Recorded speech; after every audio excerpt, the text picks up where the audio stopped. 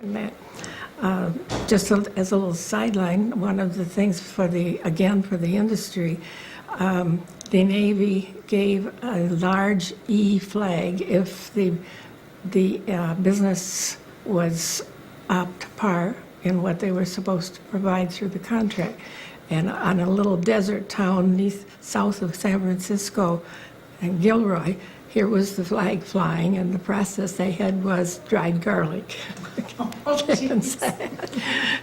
And that was mostly for the ships in particular. So that, again, it had been switched over and would do a fine job. And incidentally, we thought they did a good job switching back to domestic production after the war was over, pretty amazingly. And not enough credit, I think, has been given in the history books to that remarkable side of the operation. We could not have done it without that kind of thing. All small businesses, all businesses making some kind of contribution. Right. And your point about being drying garlic as opposed to just having regular was this one company's contribution. Right. Mm-hmm. Yeah. This and dried onion too, so that the chefs on the ships had the flavor, if not the freshness. But it. So when did you go to San Francisco? When did you shipped out to the Aleutians? When did that happen? Bill reported for sea duty. Finally, and so while he reported for sea duty, I went back to Flint for a while, and then when the word came through in late 1944 and early 1945 that the ship might be coming back, then I drove out to San Francisco on my little green Chevrolet, and another Navy wife went with me with her 5-year-old son, and her husband was on one of the flying boats out of Midway.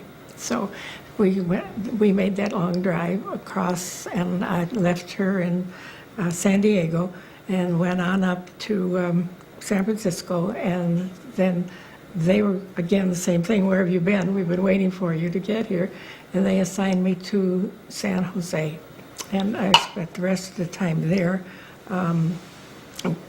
between Stanford University and the Navy unit in Monterey, California, and serving with those.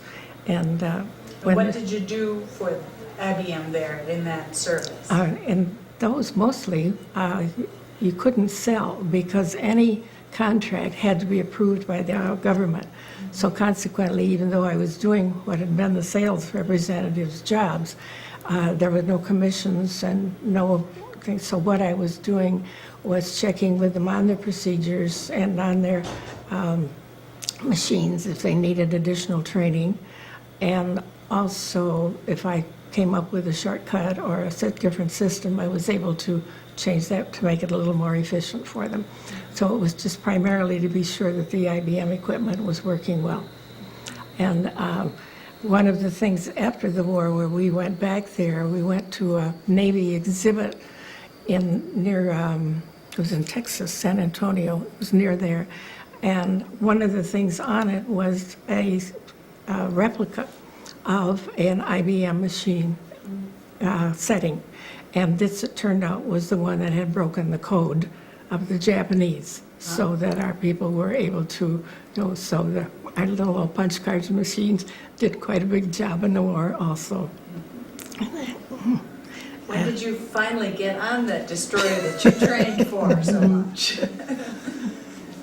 It was commissioned in the Philadelphia Navy Yard about the middle of June 1943. And the crew had been trained as a crew for a particular ship in the Florida area, and we all got assembled about a month or thereabouts before the commissioning ceremony, and I've forgotten the exact date that the commissioning took place, but it was about the middle of June, and there were 2 sister ships that were commissioned at the same time. The DE-49, which was the USS Doniph, and the DE-50, which was the USS Engstrom. And for reasons that I have no idea, the two crews of these two sister ships were never very compatible. and Why is that, do you think? I have no idea. But That showed up. it showed up nearly a year later in Kodiak during the summer of 1944, when both of us were in Kodiak, which was the only place there was a civilian population in the place where we were operating. And they had a pretty severe but short fight on the dock between the two crews. It was in the Aleutians. Yeah. But back to the summer of 1943, after the commissioning, we were dispatched to Bermuda and had a 30-day trial or test period in Bermuda, in which we were the benefactors of beautiful Bermuda weather for 30 days, but I think I was only ashore in Bermuda on 2 different occasions.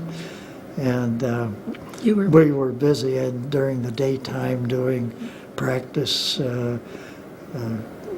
routines that were involved in tracking submarines and dropping depth charges and that sort of thing in order to become as proficient as you can in those activities, which the ship was designed to do. And then that was where you met Mahaffey? Yes, one of the characters out of my Navy experience who has never left my mind was the chief machinist mate. His name was Mahaffey, and you have to understand that nobody in the Navy knows enlisted men by their first names. They're always just last names. And so I can't tell you what Mahaffey's first name was. As far as I was concerned, he was chief. And I was pretty obviously more than a bit concerned about the responsibilities that I had to look after all the machinery that was on that ship.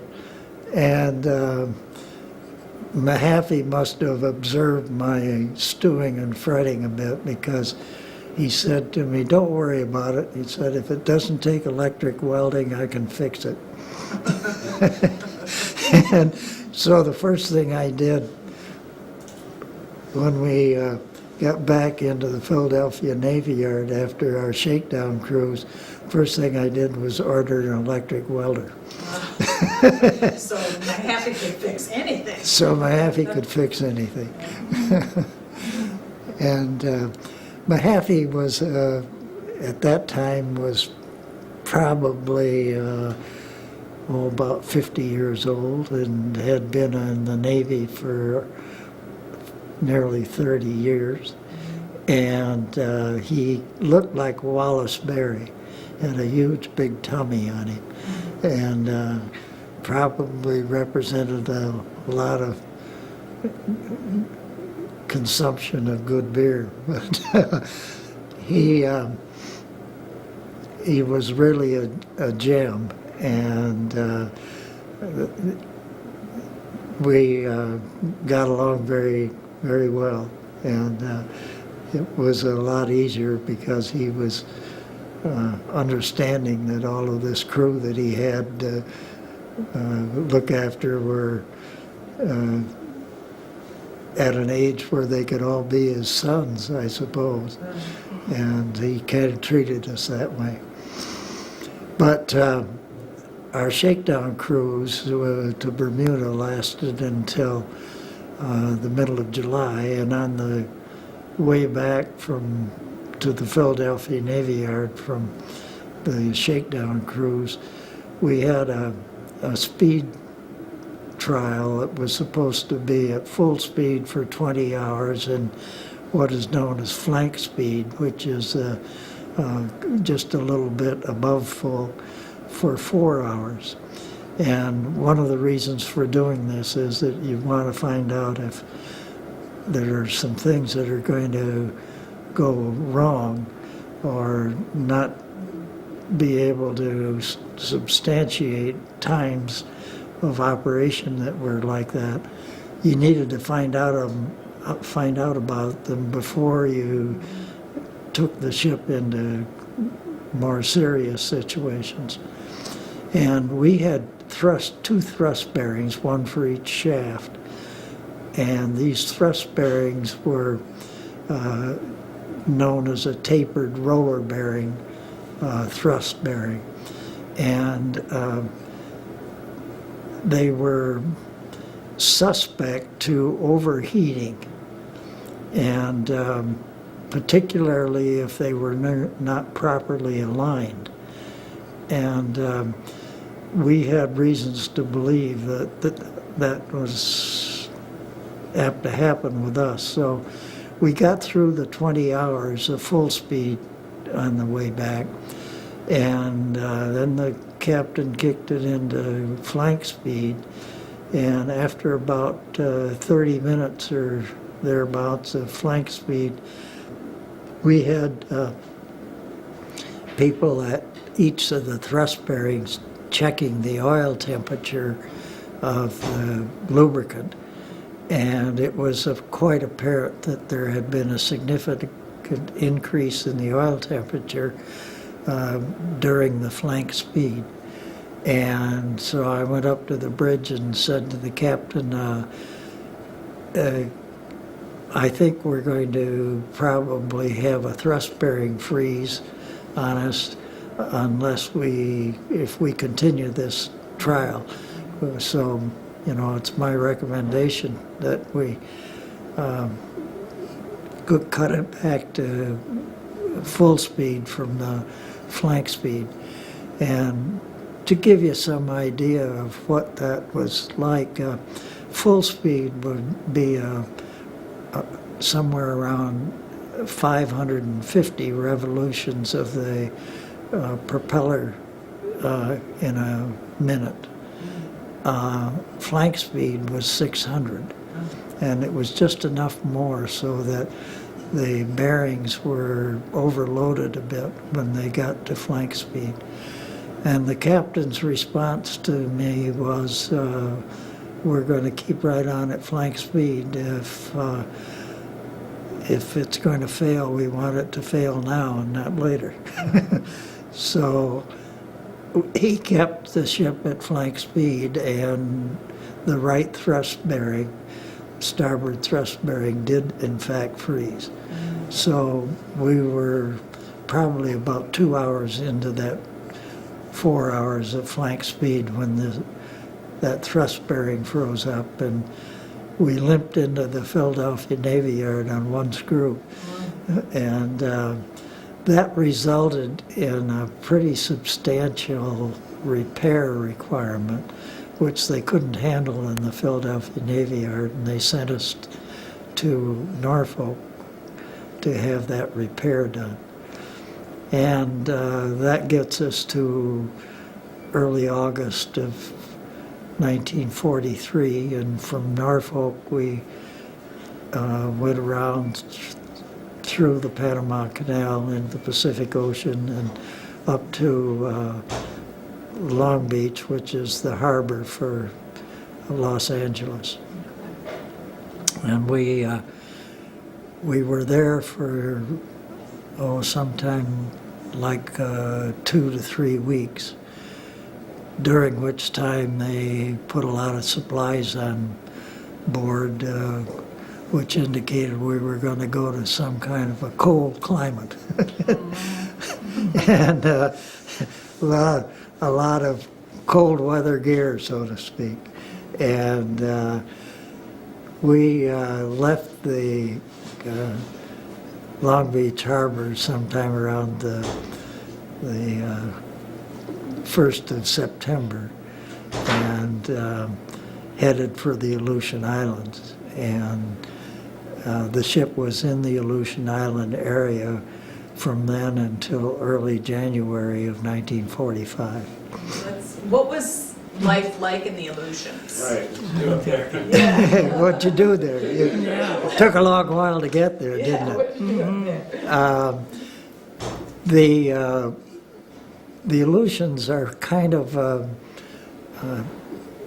unknown quantity as far as participation in World War II, in the sense that whatever took place up there, particularly when they were occupied by the Japanese, was kept very much under the undercover, so to speak, and not reported.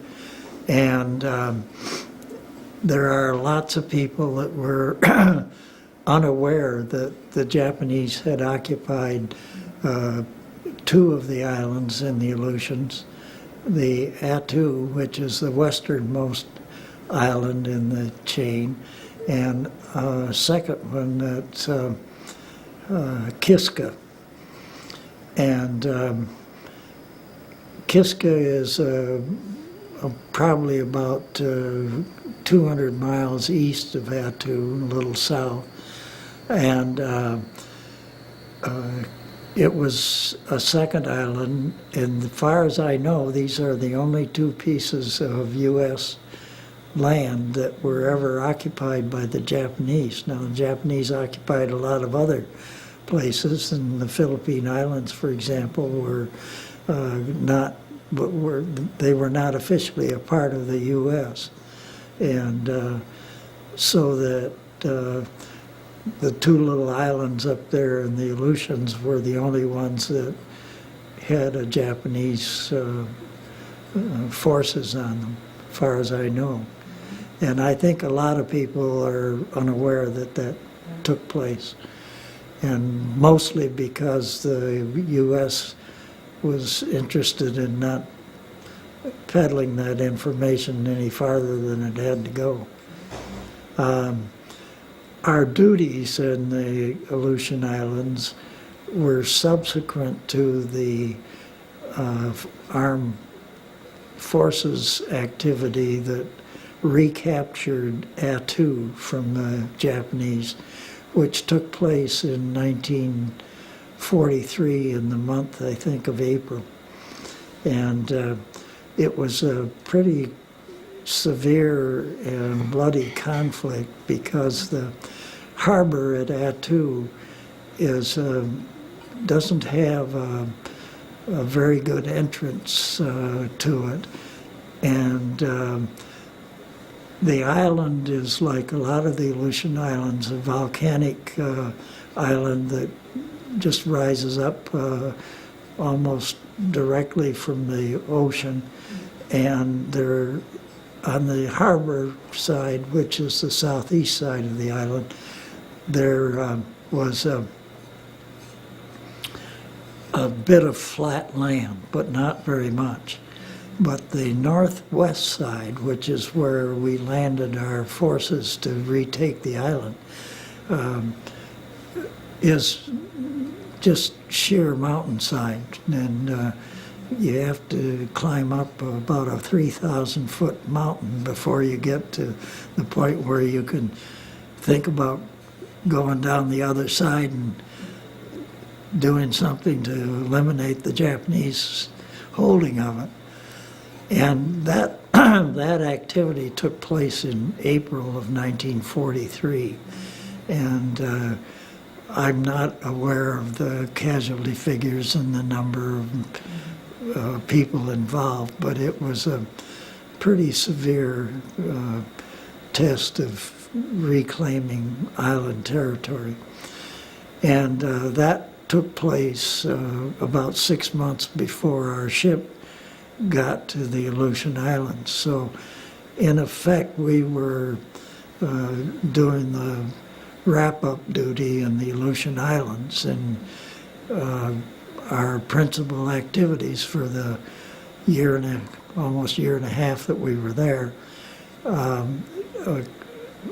was to escort merchant ships up and down the Aleutian chain, and there were 3 places where there